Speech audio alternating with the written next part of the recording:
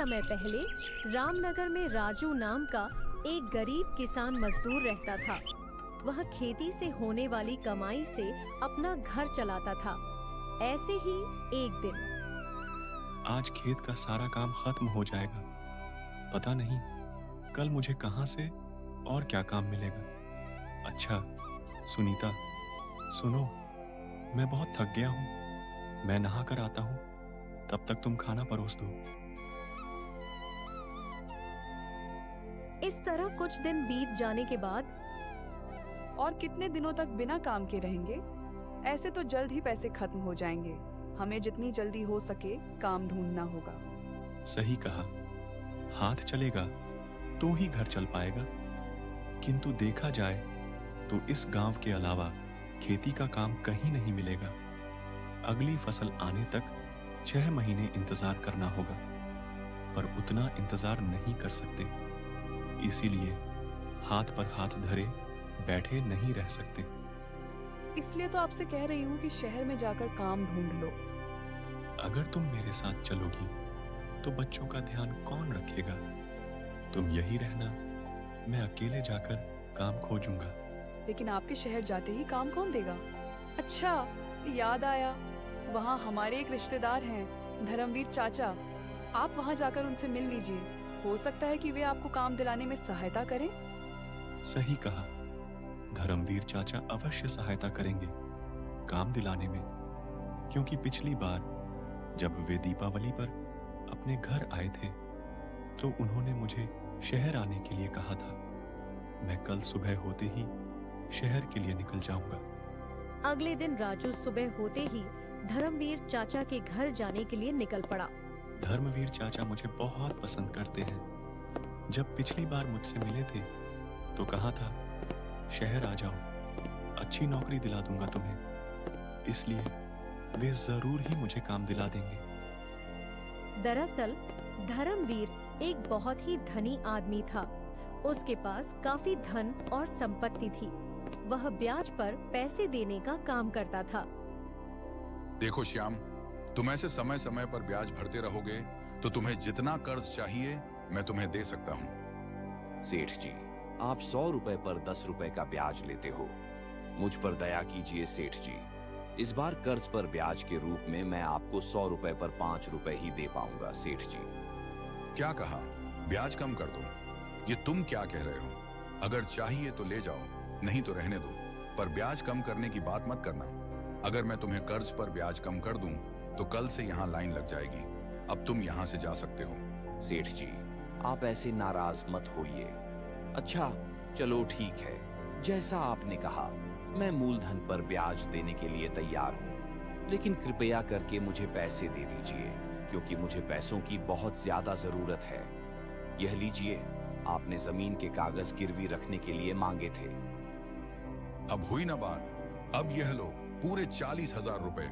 जैसे ही महीना खत्म हो ब्याज भर देना।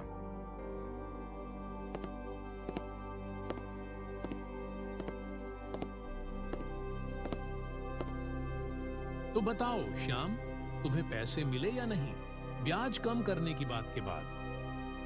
बात तो मैंने कर ली, लेकिन वह माना ही नहीं। उसने कहा कि चाहिए तो ले लो, नहीं तो वापस चले जाओ। अपने दूध के व्यापार में ज्यादा लाभ कमा सकूं, इसीलिए 3 गाय खरीदने की सोच रहा हूं। नहीं तो मैं इस घमंडी सेठ का चेहरा भी न देखूं। ये इतना ज्यादा ब्याज लेता है हमसे, पता नहीं इतने पैसों का क्या करेगा। इसकी तो कोई संतान भी नहीं है। वह सिर्फ हम जैसे लोगों पर ही अकड़ दिखा सकता है और कुछ नहीं। असल में वह अपनी पत्नी से बहुत डरता है। उसे एक एक पैसे का हिसाब देना पड़ता है, वरना उसकी पत्नी उसका खाना पीना बंद कर देती है। जब वे लोग ये सब बातें कर रहे थे, तभी वहाँ राजू आ जाता है। सुनिए, यहाँ धर्मवीर जी का घर कहाँ है? हाँ बता दूंगा, पर तुम रामनगर में रहने वाले राजू हो ना? हाँ, तुमने सही कहा। और तुम शायद श्याम हो ना? हाँ, श्याम में ही हूँ। तुम्हें देखे हुए कितने दिन हो गए? बचपन में बहुत सालों पहले देखा था और अब जाकर तुम्हें फिर से देखा है। सच में बहुत सालों बाद मुलाकात हुई। तुम यहाँ कैसे आए? क्या किसी काम से आए हो? मैं काम करने नहीं, बल्कि काम ढूंढने आया हूँ। खेत का काम बंद हो गया है, इसलिए शहर में काम की तलाश में आया हूँ। मेरे चाचा धर्मवीर यहीं रहते हैं, तो मैं उन्हीं के पास जा रहा हूँ। अच्छा, हाँ, धर्मवीर तुम्हारे चाचा जी हैं ना? ठीक है, तुम चले जाओ, लेकिन मेरा घर पास में ही है। तुम जब चाहो मेरे घर आ सकते हो। इसके बाद राजू सीधे धर्मवीर के घर जाता है। राम राम चाचा जी, आप कैसे हैं? राम राम राजू। अच्छा राजू, ये बताओ तुम्हारा यहाँ आने का क्या कारण है? अरे चाचा जी, वही खेत का काम बंद हो गया है ना। आपने कहा था कि जब शहर आऊंगा तो आप काम दिलवाओगे, इसीलिए सोचा कि यहीं थोड़ा रुककर कोई अच्छा सा काम ढूंढ लूं। अच्छा, ये बात है, लेकिन अभी तुरंत काम कैसे मिल सकता है? मेरी नजर में फिलहाल कोई काम नहीं है। खैर, इस बारे में बाद में बात करेंगे। अभी तुम भोजन कर लो और थोड़ा आराम कर लो। राजू के आने के बाद धर्मवीर अपनी पत्नी को बताता है। क्यों जी, क्या आपका दिमाग खराब हो गया है? क्या वह हमारे घर में रहकर ही काम ढूंढेगा? इतना खाना कौन बनाएगा? वैसे भी ऐसे लोग हमारे घर पर नहीं रह सकते। उसे जाने के लिए कह दो। जरा धीरे बोलो सीमा, अगर वह सुन लेगा तो उसे बहुत बुरा लगेगा। लेकिन अब जब वह यहाँ पर आ ही गया है तो उसे 2 दिन तो रहने ही देते हैं। बाद में काम न मिलने का बहाना बनाकर उसे भगा देंगे। 2 दिन से 1 घंटा भी ज्यादा हुआ तो मैं चुप नहीं बैठूंगी। अभी से कह देती हूँ। ठीक है, लेकिन पहले उसे खाना तो दे दो। वह बहुत दूर से पैदल चलकर आया है। वो देखो, वहाँ 2 रोटियाँ पड़ी हैं। उन्हें उठाकर उसके मुंह पर मारो और उसे कहो कि घर के बाहर जो झोपड़ी है, आज रात वहीं रुके। इस घर में वह बिल्कुल भी नहीं सोएगा। इसके बाद धर्मवीर रोटियां ले जाकर राजू को खाने के लिए देता है। राजू, ये लो रोटी खाकर आज रात तुम बाहर झोपड़ी में सो जाना। कल सुबह हम बात करेंगे। राजू जैसे ही रोटियां हाथ में पकड़ता है, अरे, इन रोटियों से कैसी बदबू आ रही है। लगता है कि ये बासी हैं, शायद कल की बनी हुई होंगी। अगर मैं इन्हें खाऊंगा तो बीमार पड़ सकता हूँ। अच्छा होगा कि मैं इन्हें बाहर फेंक दूं। वह रोटियों को फेंककर गोपाल झोपड़ी में जाकर सोने की तैयारी करने लगता है। अरे बाप रे, यहाँ कितने मच्छर हैं। लगता है इस झोपड़ी की कई दिनों से सफाई भी नहीं हुई है। इतना बड़ा घर होने के बावजूद क्या मेरे सोने के लिए एक भी कमरा नहीं है जो मुझे यहाँ भेज दिया गया? मैंने तो चाचा जी को अपने घर में पूरा मान सम्मान दिया था। शायद आज मेरा पहला दिन होने की वजह से मेरे अचानक आने पर उन्हें समझ नहीं आया होगा कि मुझे कौन सा कमरा देना चाहिए और कौन सा नहीं। हो सकता है इसी कारण उन्होंने ऐसा किया हो। यह सोचते हुए वह उस रात सो जाता है। फिर अगली सुबह उठकर वह धर्मवीर के पास जाता है। अरे चाचा जी, पता है कल रात मैं ठीक से सो ही नहीं पाया था। मच्छरों ने बहुत बुरी तरह काटा। अच्छा, तो अब तुझे मेरी शिकायत करनी है? रहने के लिए जगह दी, वही बहुत है। अब तुझे यहीं रहना होगा। अरे चाचा जी, आप तो बुरा मान गए। मैंने तो बस ऐसे ही कहा था। अरे अच्छा, चलो ये सब छोड़ो। मुझे बहुत जोर से भूख लग रही है। कुछ खाने के लिए है क्या? है ना, ये लो, मैंने तुम्हारे लिए 2 रोटियां बनाई हैं, इन्हें खा लो। हाँ, ये रोटियां तो सच में बहुत अच्छी है। कल रात तो मुझे आप लोगों ने बासी रोटियां दे दी थी। बदबू की वजह से मैं उनको खा ही नहीं पाया, तो मैंने उनको बाहर फेंक दी थी। हाँ, बोलो, तो क्या अब तुम्हारे लिए 56 भोग बनाऊं? चुपचाप खाना है तो खाओ, नहीं तो यहाँ से चले जाओ। अरे चाची जी, आप गलत समझ रही हैं। मेरा मतलब वो नहीं था। मुझे लगा कि शायद आपने गलती से मुझे वो बासी रोटियां दे दी थी। इस तरह से जितने भी दिन राजू रुका था, उसे ठीक से खाना नहीं दिया गया था। ऊपर से उसे सोने के लिए ठीक से जगह भी नहीं दी गई थी। मेरा यहाँ रहना इन्हें बिल्कुल भी पसंद नहीं है। तभी तो ये लोग मेरे साथ ऐसा व्यवहार कर रहे हैं जिससे मैं चला जाऊं और यहाँ न रुक पाऊं। मुझे जल्द ही यहाँ से चले जाना चाहिए। अरे राजू, क्या हुआ? क्या सोच रहा है? देखो, वहां टोकरी में कुछ कपड़े पड़े हुए हैं। इन्हें नदी में जाकर धो लो और धूप में सुखाकर वापस ले आना। ठीक है चाचा जी, मैं अभी जाता हूँ। जल्दी आना, वापस आकर तुझे घर का सामान भी लेकर आना है। राजू नदी पर कपड़े धोकर उन्हें वापस ले आता है। उसके बाद किराने की दुकान पर जाकर घर के लिए राशन का सामान भी खरीद ले आता है। ऐसे ही 2 दिन बीत जाने के बाद धर्मवीर ने राजू को बुलाकर कहा, देखो राजू, मैंने कई लोगों से तुम्हारे बारे में बात की, लेकिन पूरे शहर में तुम्हारे लिए कोई काम नहीं मिला।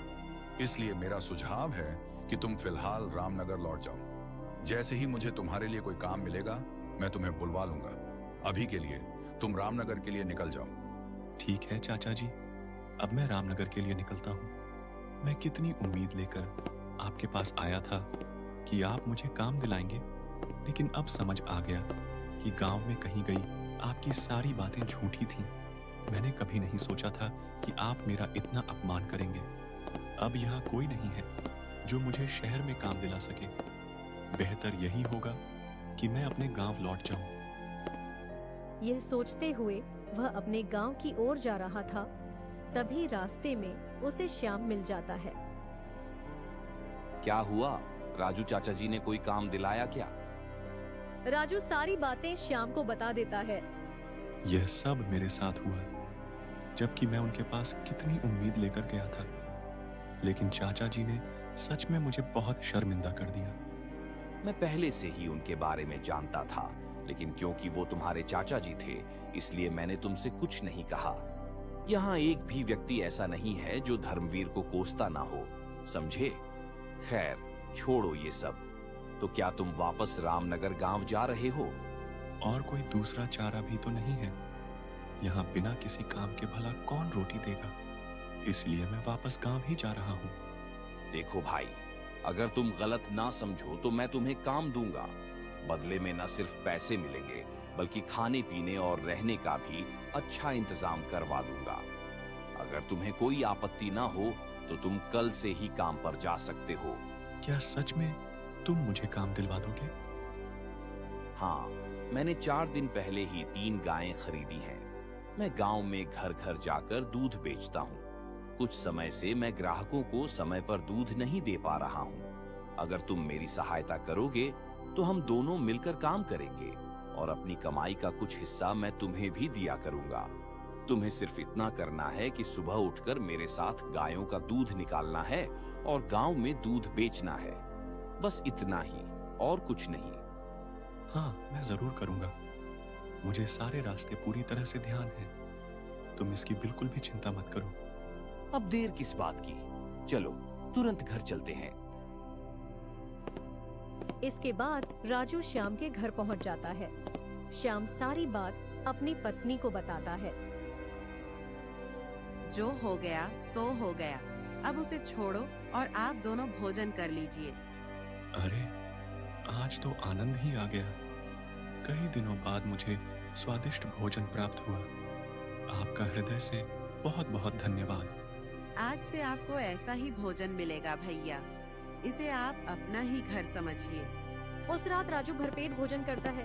भोजन करने के बाद श्याम उसे अपने साथ ले जाता है। सुनो भाई, आज से ये कमरा तुम्हारा है।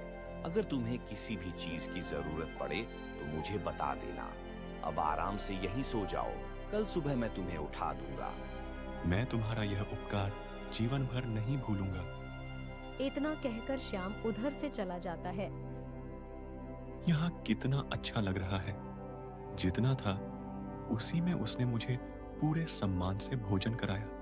और दूसरी ओर मेरे सेठ चाचा जी, जिनके पास सब कुछ होते हुए भी मानो कुछ नहीं, अतिथि को एक सादा भोजन तक नहीं करा सकते। उल्टा उन्होंने मुझे घर का नौकर बनाकर ही रखा था। फिर अगले दिन सुबह होने पर श्याम राजू से कहता है, सुनो भाई, मैं और मेरी पत्नी 2 गाय का दूध निकाल लेंगे और तुम 1 का दूध निकाल लेना। अच्छा राजू, तुम ये दूध के डिब्बे लेकर मेरे साथ चलो। कल से तुम्हें जिन घरों में दूध पहुंचाना होगा वे सभी घर मैं तुम्हें बता देता हूँ। अब यहाँ से सभी रास्ते अच्छे से याद कर लेना। इस तरह से वह उसे अपने साथ ले जाता है। श्याम अपने ग्राहकों से राजू का परिचय करवाता है। तो पता चला ना कि तुम्हें कहाँ पर और किसे कितना दूध देना है। अब से हर रोज तुम्हें यही काम करना होगा, ठीक है ना भाई? हाँ, मैं जरूर करूंगा। मुझे सारे रास्ते पूरी तरह से ध्यान है। तुम इसकी बिल्कुल भी चिंता मत करो। इसी तरह उस दिन से श्याम और राजू साथ में पूरे गांव में घूम घूम कर दूध बेचा करते थे। फिर ऐसे ही पूरा महीना बीत जाता है।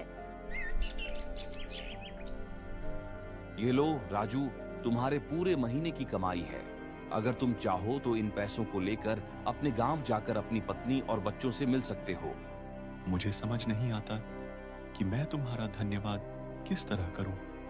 जिसे मैंने अपना माना, उसने तो मुझे अपमानित किया, लेकिन तुमने बचपन की दोस्ती को याद रखते हुए मेरी इतनी सहायता की। श्याम, तुम्हारा यह उपकार मैं कभी नहीं भूलूंगा। अरे बस भी करो ऐसी बातें बोलकर। तुम मुझे क्यों शर्मिंदा कर रहे हो भाई? अब ये रख लो और अपना काम कर लो। तुम्हारा बहुत बहुत धन्यवाद कि तुमने काम में इतनी सहायता की। तुम बहुत अच्छे हो भाई। तूने दोस्ती को याद रखकर काम किया, ये मैं कभी नहीं भूलूंगा। राजू पूरी ईमानदारी से श्याम के साथ काम करता था। उसे जो भी पैसे मिलते वह उन्हें अपने घर भिजवा देता था। इसी तरह 1 साल कब बीत गया राजू को पता भी नहीं चला। एक दिन राजू श्याम से कहता है, चलो श्याम, अब मुझे रामपुर लौट जाना चाहिए। अब खेत का काम शुरू हो गया है, इसलिए मैं यहाँ और काम नहीं कर पाऊंगा। ठीक है राजू, अब तुम जाओ, लेकिन एक बात, अब से जब भी शहर आओगे मेरे पास आना बिल्कुल भी नहीं भूलना। श्याम, मेरे भाई, तुमने दोस्ती निभाते हुए मुझे इतना सम्मान दिया और काम दिया, यह मैं कभी नहीं भूलूंगा। इस शहर में सिर्फ तुम ही मेरे अपने हो। ठीक है भाई, अब मैं चलता हूँ। भगवान तुम्हारा भला करे। इतना कहकर राजू वहां से चला जाता है।